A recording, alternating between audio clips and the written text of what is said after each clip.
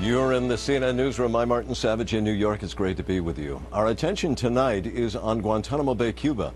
The U.S. detention center there is still open, nearly 6 years after President Obama signed an order to shut it down. But the number of people locked up there is shrinking. The Pentagon has now confirmed that 4 men were sent back to their home country of Afghanistan. That's in addition to 6 others who were released earlier this month. About 800 terror suspects in all have been held at Guantanamo connected to the U.S.-led war on terror. After this release, it will remain at 132.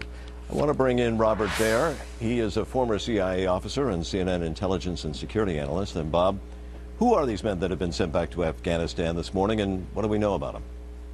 Well, as you said, Marty, they're suspects. There's no evidence that they've killed Americans. They were in the wrong place at the wrong time. They may have connections with terrorist groups, but it's not something that military prosecutors can prove. And at this point, there's absolutely no reason why we can't let them go. And they will go back, and some of them almost certainly will join a terror group and eventually be caught again or prove to be terrorists. And there's just nothing you can do about it, just like the police. When they arrest suspects that they can't bring a case against, they have to release them, and they go on to commit another crime. I don't see any difference at all. Do you see, or whose job will it be to try to keep track of these suspects? I presume somebody is going to try to keep tabs on them.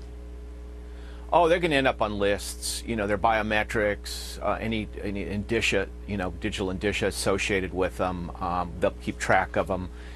They'll go back to Afghanistan, where who knows what's going to happen to them then. A lot of these people, frankly, will just go back to peaceful lives. But again, let's not get excited about this right now. Some of them will join terrorist groups. Now, we know that Congress has struck down the outright closure of Guantanamo in the new defense bill, but that doesn't stop the release of more detainees. Can President Obama shut it down without Congress approving? Well, I hope they shut it down. After all, we are going to normalize relations with Cuba, and I could see one day that base is at least jointly administered with Cuba, if things go well.